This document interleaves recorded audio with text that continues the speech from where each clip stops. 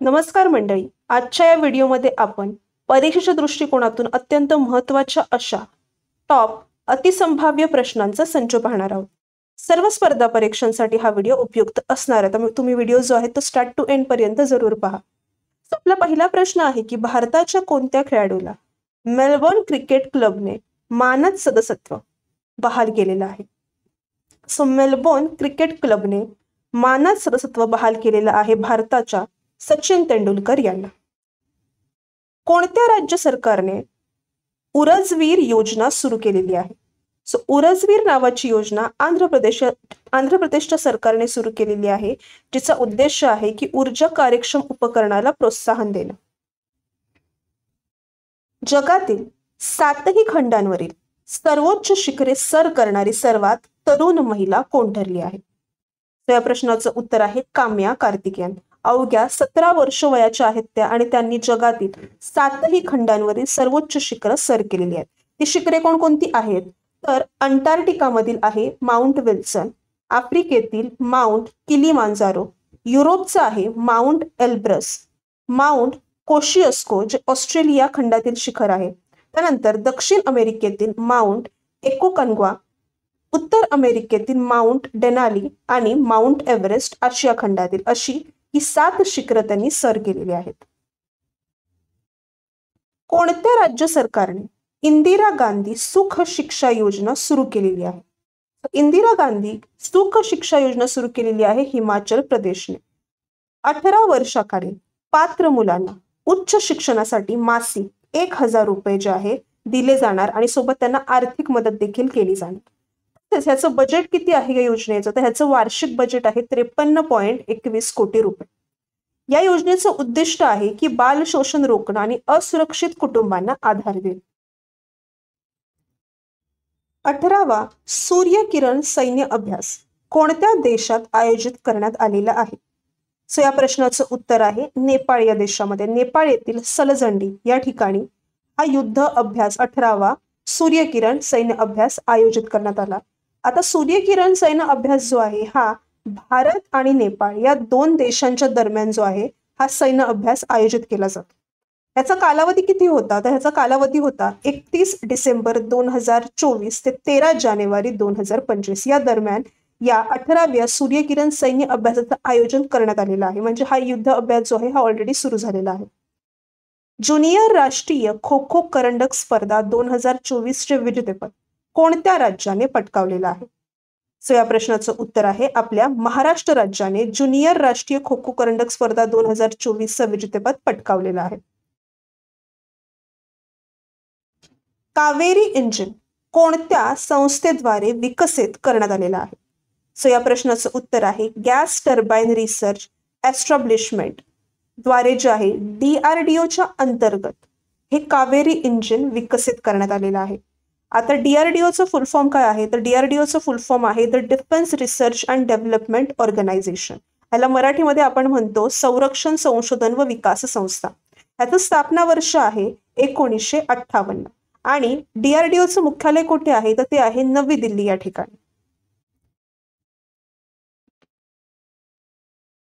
कसोटी क्रिकेटमध्ये सर्वात कमी सामन्यामध्ये 200 विकेटचा टप्पा गाठणारा कोण पहिला भारतीय वेगवान गोलंदाज ठरलेला आहे?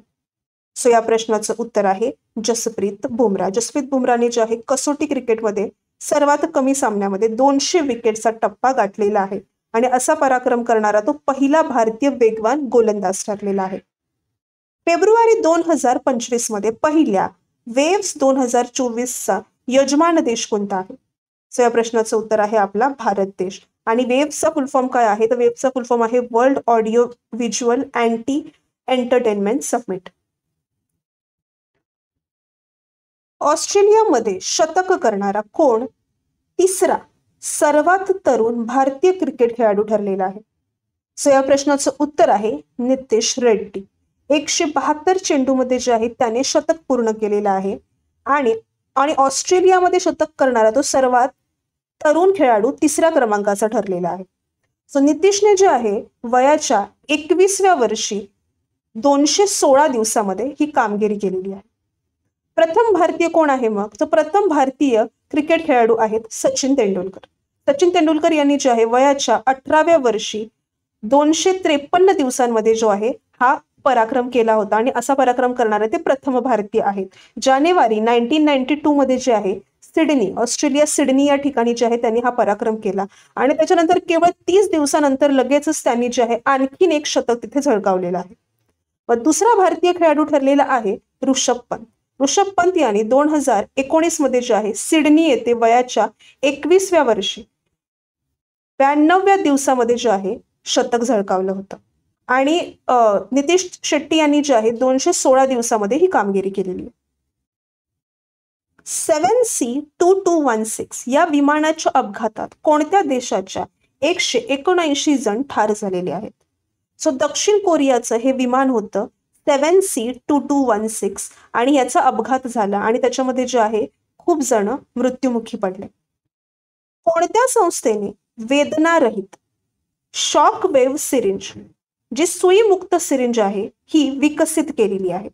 तो वेदनारहित सुईमुक्त सिरिंज विकसित केलेली आहे IIT मुंबईने. कोठे छत्रपती शिवाजी महाराजांच्या पुतळ्याचं अनावरण करण्यात आलं?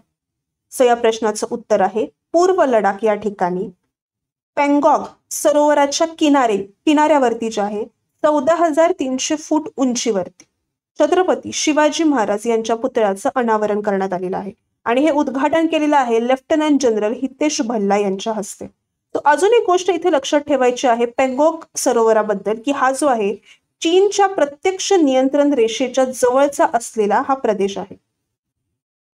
कोणत्या संस्थेने वित्तीय क्षेत्रामध्ये AI म्हणजे आर्टिफिशियल इंटेलिजन्सचा वापर करण्यासाठी पुष्पक भट्टाचार्य यांच्या अध्यक्षतेखाली समिती स्थापन केलेली आहे?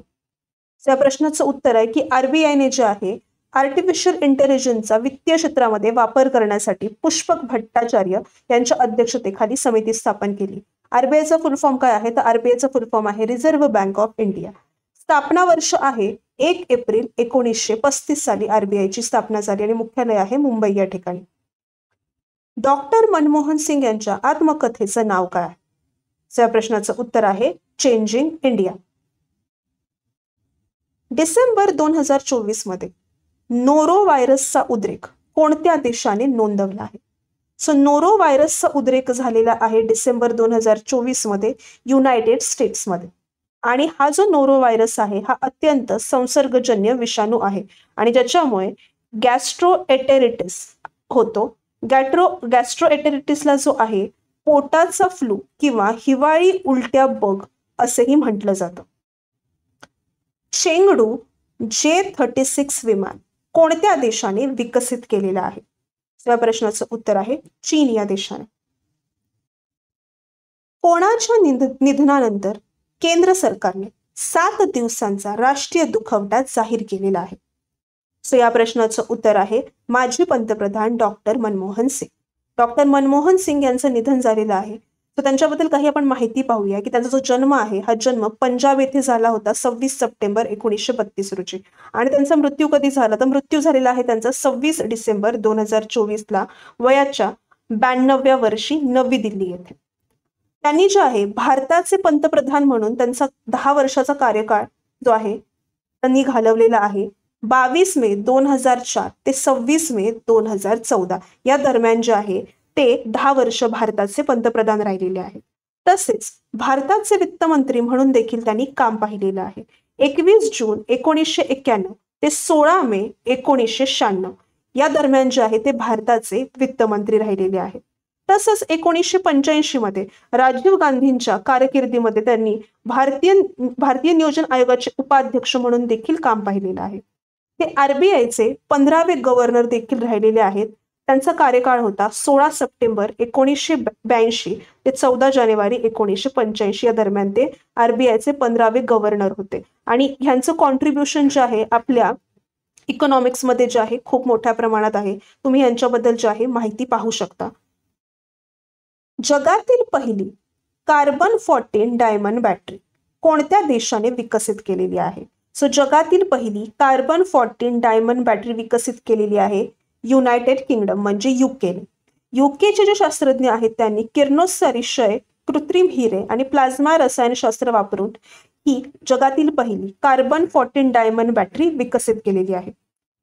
2024च्या आशियाई महिला हँडबॉल चॅम्पियनशिप स्पर्धेमध्ये कोणत्या देशाने विजेतेपद पटकावलेलं आहे? त्या प्रश्नाचं उत्तर आहे जपान या देशाने. आणि जपानने कोणत्या देशाचा पराभव केलेला आहे अंतिम फेरीमध्ये? तर तो देश आहे दक्षिण कोरिया. दक्षिण कोरिया हा उपविजेता राहिलेला आहे. अशा प्रकारे जो आहे आपला आजचा व्हिडिओ इकडे संपलेला आहे. आमचं कॉन्टेंट आवडला असल्यास प्लीज आमच्या चॅनलला सबस्क्राईब करा, लाईक करा, शेअर करा. धन्यवाद.